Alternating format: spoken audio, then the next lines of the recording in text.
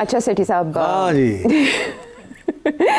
खिलाफे मामूल प्रोग्राम शुरू होने से पहले आपका मिजाज और था और अब आपके मिजाज बखैर है। खैर है, मैं आप लोगों को झिड़के दे रहा था कि आप लोगों के नंबर्स ठीक नहीं थे, इसलिए अब आप ज़्यादा मेरे से ना पूछें, फिर नाराज़ हो जाऊंगा। ठीक है, ठीक है, मैं संजीदगी के मूड की तरफ जाने की कोशिश करती हूँ। और मैं बताना चाहती हूँ आपको कि जैसे कल आपने कहा था कि फुल कोर्ट मीटिंग होगी, लेकिन वो हल्ला गुल्ला जो इससे पहले एक्सपेक्ट किया जा सकता था, जिसकी वजह से ये इजलास नहीं बुलाया जा रहा था, वो सब होने नहीं जा रहा। तो कुछ ऐसा ही है कि फुल कोर्ट इजलास हुआ लेकिन कोई बड़ी खबर नहीं बनी। मीनवाइल कॉन्स्टिट्यूशनल कोर्ट जो है उसके चीफ जस्टिस के तौर पर जस्टिस अमीनुद्दीन ने हल्फ उठा लिया, दीगर जजेस के नाम भी तफसीलात में सामने आ चुके हैं। तो ये इस पेशरफ्त को और स्पेशली फुल कोर्ट इजलास के बारे में अब आप क्या कहेंगे? जस्टिस याहिया ने उसकी सदारत की और उसमें रूल्स की मंजूरी दी, लेकिन ये डिस्कस नहीं हुआ उसमें। नहीं, एक और चीज़ नहीं डिस्कस हुई कि ये फुल कोर्ट क्या चक्कर था ये। सारे कहते हैं जी फुल कोर्ट का डिमांड थी और आज कह रहे हैं जी कि पहले फुल कोर्ट नहीं हुआ और आज फुल कोर्ट हो गया जी। ऐसे नहीं है, देयर इज अ कॉम्प्लिकेशन है। अच्छा, देखिए, जब ये डिमांड मंसूर शाह ने और उनके साथियों ने ये डिमांड की थी कि फुल कोर्ट की जाए, वो 7th अमेंडमेंट पास नहीं हुआ था, एक ड्राफ्ट घूम रहा था, ड्राफ्ट के ऊपर डिस्कशंस हो रहे थे और उससे ये पता ये चलता था कि अब सुप्रीम कोर्ट को बाइफरकेट कर देंगे। अच्छा, एक कॉन्स्टिट्यूशनल कोर्ट बनाएंगे, जो बेंच है उसको बना देंगे कोर्ट, और जो सुप्रीम कोर्ट ऑफ पाकिस्तान है उसको आधा रहने देंगे या थोड़ा सा उससे ज़्यादा। इसलिए उस वक्त ये डिमांड थी कि यार बिफोर दिस हैपन्स ज़रा हमारी बात तो सुन ली जाए, सारे कोर्ट को बुला लिया जाए, बैठ के ज़रा बात कर लेते हैं इस चीज़ के ऊपर। अच्छा, ये डिमांड थी। Full court of the supreme court of Pakistan. Okay, जो कि उस वक्त एक ही कोर्ट था, उसके अंदर 2 बेंचेस थे, मगर सबको उन्होंने कहा था इकट्ठे करो और हमसे बातें करें, हम ज़रा डिस्कस करें। और जाहिर है जो खर्चा था हुकूमत को वो ये था कि वहाँ बैठ के ये लोग इकट्ठे ना हो जाएं, जो कि नेसेयर्स हैं, जो कहते हैं ये नहीं होना चाहिए, एक ही कोर्ट रहना चाहिए, इसको बाइफरकेट नहीं करना चाहिए और कॉन्स्टिट्यूशनल बेंच बन गया, रहने दें इसको, मगर अदालत 2 अदालतें ना करें। और इसके ऊपर अगर बहस हो गई, डिस्कशन शुरू हो गई, तो हाथ से बात निकल जाए बाहर। अभी कुछ लोग ओपनली बात कर रहे हैं, कुछ लोग चुप हैं, कुछ लोग सोचों में पड़े हुए हैं, तो ये बात डिस्कशन शुरू हो गई, वन थिंग में लीड टू अनदर, ये ना हो जाए कि हंगामा ही हो जाए, शोर पड़ गया, तो ये ना हो गया हमारे जो ड्राफ्ट हमने तैयार किया हुआ है उसके ऊपर गड़बड़ ना हो जाए। अच्छा, प्रेशर ना पड़ जाए। So that is why justice Mansoor और उनके कुछ साथी इंसिस्ट कर रहे थे फुल कोर्ट। बट जैसे ही ड्राफ्ट अप्रूव हो गया, प्रेसिडेंट साहब के पास साइन करने के लिए चला गया, दोनों हाउसेस से पास हो गया जी। तो फिर ये जो जजेस थे जो कह रहे थे फुल कोर्ट, उनका जो डिमांड था उसकी कोई अहमियत नहीं रही, बिकॉज फुल कोर्ट तो रहा नहीं। फुल कोर्ट का मतलब था सुप्रीम कोर्ट ऑफ पाकिस्तान। जैसे ही वो ड्राफ्ट पास हुआ और लॉ बना, तो there was no such thing as supreme court of Pakistan. अब रह गया supreme court and constitutional court, 2 court. अब सुप्रीम कोर्ट ऑफ पाकिस्तान रहा ही नहीं, वजूद नहीं रहा, तो फुल कोर्ट की फिर क्या बात हुई। तो इसलिए वो जो 2 साहब हैं वो उन्होंने रिजाइन करके वो घर चले गए, क्योंकि उनका जो डिमांड थी कि जी full court supreme court of Pakistan का बैठे, वो नहीं बैठा, वो अब रहा ही नहीं, वजूद में ही नहीं है। अच्छा, इन्होंने ऑब्वियसली डिले की कि एक दफ़ा ये हो जाए तो फिर देखेंगे हमने किसको बुलाना और किसको नहीं बुलाना। तो जैसे ये हुआ, इन दोनों ने अपनी रेजिग्नेशन भेज दी और उधर से जो सुप्रीम कोर्ट रह गया है अफरीदी साहब का जी, उन्होंने सोचा अब ठीक है, अब हम अपना कोर्ट जो है, जो इसे सुप्रीम कोर्ट कहते हैं, not supreme court of Pakistan, इसको बुला लेते हैं। ठीक है, क्योंकि इसमें तो वही लोग रह गए जो कि ज्यादा शोर नहीं डालेंगे।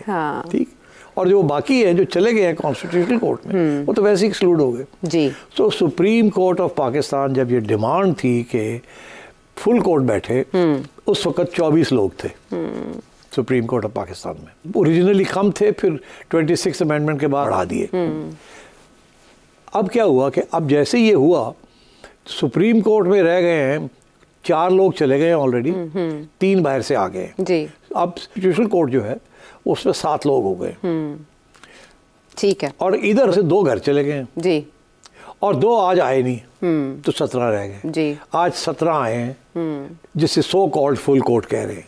अच्छा, मगर ये फुल कोर्ट है of supreme court, not of supreme court of Pakistan. Right, ये बड़ा इंपॉर्टेंट डिस्ट्रिक्ट। हाँ, इस आईनी तरमीम के बाद की कोर्ट है ये। हाँ, ये उसके बाद की। उनका डिमांड था इससे पहले हो, कि पहले हो, ताकि वो रोक सके इस चीज को, या शोर शराबा हो। तो वो तो सारा उड़ गया ना। जिस तरीके से मनूवर किया हुकूमत ने, वो this is what is the end result. तो इसलिए आज अगर कोई तवक्को कर रहा था कि कोई फायरवर्क्स होंगे, हाँ, कल मैंने कहा था आपको, मैंने कहा था कोई फायरवर्क्स नहीं होंगे। हाँ, याद है जो आपने कहा था, वो चलाएं जरा। हाँ, हाँ, चला दे। क्या कहा था? क्या बात है कि रेजिग्नेशंस आ गए हैं, कि इंतजार क्यों नहीं किया कि फुल कोर्ट होगा तो फिर शोर शराबा करके रिजाइन करें। देरीना मुतालबा पूरा होने जा रहा है। मैं ये समझता हूँ कि पहले इंडिकेशन ये थी कि शायद फुल कोर्ट नहीं बुलाया जाएगा, तो उन्होंने अपने रेजिग्नेशन दे दिए। खत वत तो लिख दिए थे पहले उन्होंने, रेजिग्नेशन दे दिए। मैं समझता हूँ जैसे ही रेजिग्नेशन मिले हैं, अच्छा, तो फिर सोचा कि अब हम फुल कोर्ट बुला सकते हैं, क्योंकि अब शोर शराबा नहीं होगा। जो शोर शराबे वाले हैं वो तो उसमें हिस्सा नहीं लेंगे। अब जस्टिस मंसूर और जस्टिस अतर मनिल्ला तो अब नहीं होंगे full court. They were waiting for the full court, कि वो अगर होता है तो we will do it after the full court. को फुल कोर्ट के अंदर बोलेंगे ना, मौका मिलेगा ना, लोगों को उकसाएंगे ना, देख ये हो गया वो हो गया, it would have been headlines. Full court के अंदर लड़ाई झगड़े हो गए, ठीक, वो खतरा खत्म हो गया। So the point I am making is कि उस वक्त फुल कोर्ट का कॉन्सेप्ट और था और अमेंडमेंट के बाद फुल कोर्ट का कॉन्सेप्ट और हो गया। और ये जो नया कॉन्सेप्ट है उसके अंदर कोई खतरा नहीं था किसी किस्म का भी कि वो शोर शराबा होगा। ये वो लोग हैं जिन्होंने बेसिकली एग्री कर गए कि ठीक है। अच्छा, ये यहाँ इस बात से भी होता है कि आज सुप्रीम कोर्ट के एजेंडे में, इस कोर्ट इजलास के एजेंडे में कोई ऐसी बात डिस्कस ही नहीं हुई जो कंट्रोवर्शियल होती, बल्कि जो सुप्रीम कोर्ट रूल्स है 1980 उनका जायज़ा लिया गया और कुछ और मंजूरियाँ दी गई। इससे बढ़ के बात नहीं हुई। तो सेठ साहब, ऐसे में कुछ लोग ये भी कह रहे हैं कि झक्कड़ एक चलेगा इस्तीफ़ों का और मुल्क में बड़ी गड़बड़ होने वाली है। ये इस्तीफ़े आएंगे अब?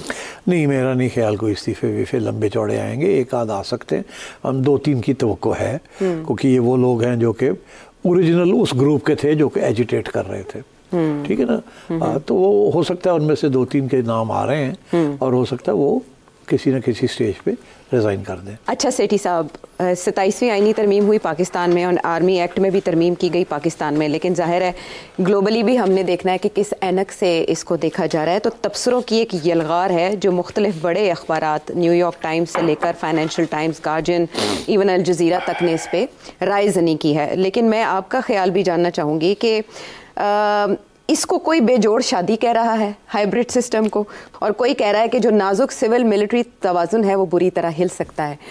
तो कल हम मिस कर गए जो ओहदा अबॉलिश किया गया है उसकी हैसियत क्या थी, उसका किरदार क्या था, और अब जो नया ओहदा तख्लीक किया गया है उसकी पावर्स क्या हैं।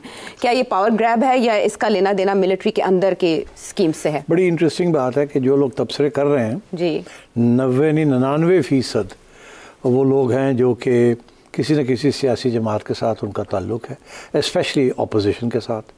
उनकी हमदर्दियाँ उस तरफ हैं, या उन्होंने जमहूरियत के लिए और जमहूरी हक़ाइक़ के लिए जद्दोजहद की है। सीधी सी बात, तो खड़े हुए हैं फॉर डेमोक्रेटिक राइट्स, लेफ्ट के लोग हैं, लिबरल लोग हैं। तो ऐसे तो मगर जो तबसरे सारे आ रहे हैं बड़े इंटरेस्टिंग हैं। इस वक्त कोई बंदा नहीं है जो ये कहे कि ये पावर ग्रैब नहीं है। सब ये कहते हैं पावर ग्रैब है।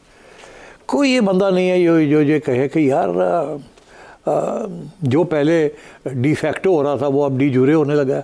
क्या इसमें कोई नई बात क्या है? किसके पास कोई ज़्यादा पावर आ गई? पहले नहीं ये पावर थी, पहले ये चीज़ें नहीं हो रही थी, पहले ये जजेस ये काम नहीं करते थे, पहले ये वकला हजरात ये काम नहीं करते थे, पहले ये सियासी जमातें ऐसी काम नहीं करती थी जो आज कर रही हैं।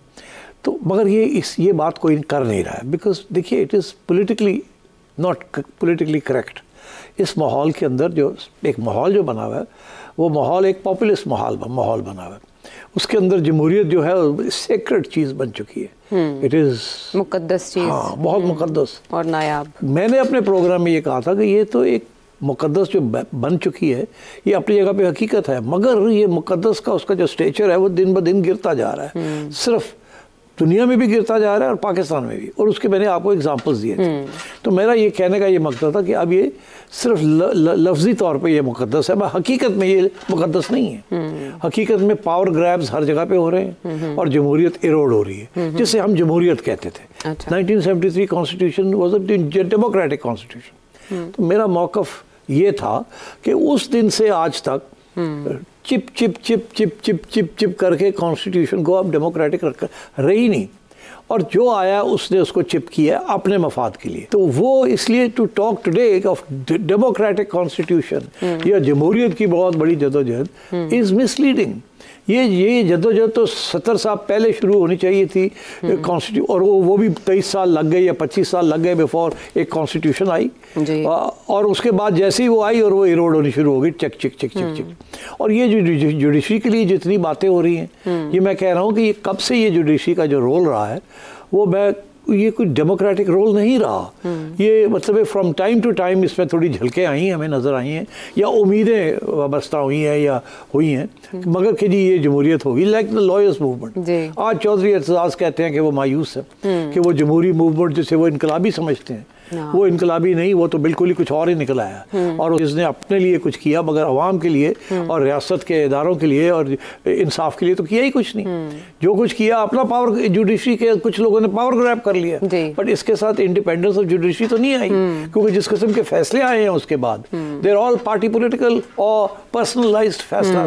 कुछ एस्टैब्लिशमेंट के हक में आए हैं और कुछ उस वक्त की हुकूमत के हक में आए हैं, या इस वक्त जो पॉपुलर एक सेंटिमेंट है उसके हक में आए। तो मेरा ये तो that is what I was trying to explain कि ये एक फॉल्स नैरेटिव है कि जमहूरियत बुरा हाल हो गया। अरे भाई कब से ये हो रहा है, सिर्फ आप एक्नॉलेज नहीं करते।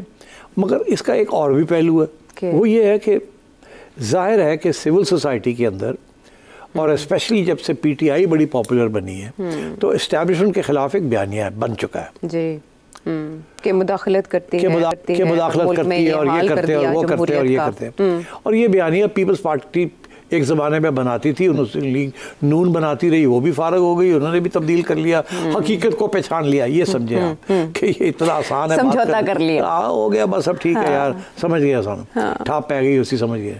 तो पीटीआई भी जब ये उनके हक में था तो बड़े खुश थे, अब क्योंकि उनके हक में नहीं है तो सारा वक्त जमहूरियत की बात करते हैं। अच्छा, अब मसला ये है कि इसमें कोई शक नहीं है कि पावर जो है ना, डेमोक्रेटिक इरोजन हो रही है, काफ़ी अरसे से ये डेमोक्रेटिक इरोजन हो रही है। इसके बहुत से साइन पोस्ट, किताबें लिखी गई हैं इसके ऊपर, पूरी इतनी किताबें हैं इसके ऊपर कि destruction of democracy in Pakistan 1947 से लेके अब तक कैसे सिविल मिलिट्री ब्यूरोक्रेसी ने शुरू से ही सियासतदानों के साथ मिलके, पहले सियासतदानों को बाहर रखा, फिर मिलके कब्जा कर लिया on the organs of the state. तो जमहूरियत तो वो होती है जिसमें डेमोक्रेसी, डेमोस क्या है और क्रेसी क्या है? Demos is the people, public people, और cracy is in the interest of the public. तो इसलिए मतलब है कि वो तो कभी हुआ ही नहीं, इसीलिए आज ये कोई नहीं डिस्कस कर रहा। लोग कह रहे हैं कि जी डेमोक्रेसी को तकलीफ हो गई, ये हो गया। अरे भाई आप बताएं, अवाम के लिए सिंस द 1973 कॉन्स्टिट्यूशन या उससे पहले भी अवाम के लिए रियासत के इदारों ने या आइन का सहारा लेके किस लीडर ने अवाम के लिए कुछ किया? किसी ने कुछ नहीं किया।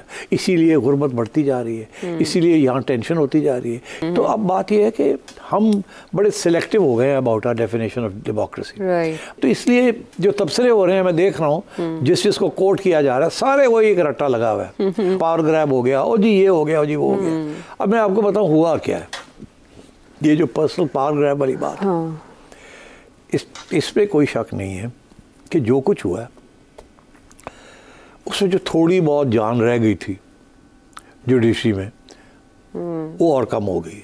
अच्छा, इससे जो रिफॉर्म्स कहा जा रहा है मच नीडेड। अच्छा, हो क्या रहा था, वो जो थोड़ी बहुत जान थी ना, उससे इंस्टेबिलिटी बड़ी हो रही थी, क्योंकि वो एक सियासी जमात के हक में थी। It was not justice but it was politically inspired. मगर वो बोल रहे थे, उसे लोग कह रहे थे आज़ाद है, आज़ाद थे to speak in favour of particular political party. ये नहीं कि कोई इंसाफ की, क्या उसमें आवाम के लिए क्या जजेस ने किया था? कुछ भी नहीं किया था। कोई ऐसी जजमेंट नहीं है जो कि आवाम के हक में हुई है। अच्छा, तो एनीवे, तो अब ये सिचुएशन ये है कि ये पावर ग्रैब है या नहीं है। बात यह है कि जैसे जुडिशरी के अंदर कुछ थोड़े बहुत लोग रह गए थे जो फ्रॉम टाइम टू टाइम कुछ ऐसे फैसले कर लेते थे जिसके साथ शायद वो पोजीशन ले लेते थे अगेंस्ट द इस्टेब्लिशमेंट या अगेंस्ट द सिटिंग गवर्नमेंट। अब शायद वो भी मुश्किल हो जाएगा। उन्होंने किया क्या, इसीलिए दो अलग-अलग कर दिए कि जहाँ वो कॉन्स्टिट्यूशनल कोर्ट जो है वो अब कोई ऐसा फैसला नहीं करेगा जिसके साथ सियासी इंस्टेबिलिटी हो। डिसएग्रीमेंट हो सकती है, छोटे मोटे इधर उधर की चीज़ें हो सकती हैं, मगर ये कि इसको डिस्टेबलाइज कर दिया जाए वो नहीं होगा, जैसे पहले होता रहा, जैसे एक दो दफ़ा पहले हुआ है। बट वो it was not in the interest of justice, it was in the interest of a political party. अब वो मसला हल हो गया है from the point of view of politics. अब रह गए जो बाकी कोर्ट रह गए, जैसे आप सुप्रीम कोर्ट ऑफ पाकिस्तान कहते हैं, वहाँ बाकी सारे इश्यूज डिस्कस होंगे।